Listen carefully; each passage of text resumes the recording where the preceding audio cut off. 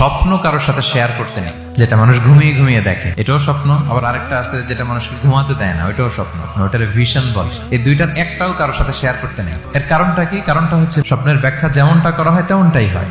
আপনি একটা স্বপ্ন দেখলেন, একজনকে একটা বললেন, সে হুট করে একটা ব্যাখ্যা দিয়ে দিল, ওইটাই হয়ে যাবে। এটা আপনার জন্য ভয়ঙ্কর হয়ে যেতে পারে। এক লোক এসে মুহাম্মদ ইবনে সিরিনকে বলল যে আমি দেখলাম আমার ছেলে পানি খেতে খেতে পেটটা এত বড় হয়ে গেছে।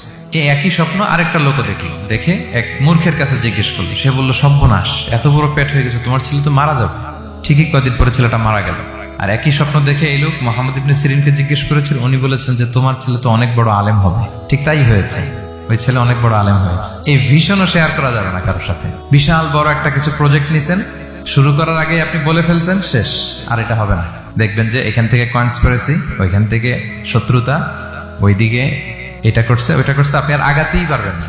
সো স্পেশালি যদি কোনো ভালো স্বপ্ন দেখেন, এট দ্য সেম টাইম খারাপ স্বপ্ন যদি দেখেন, এটা আপনি শেয়ার করবেন না কারোর সাথে, কারণ স্বপ্ন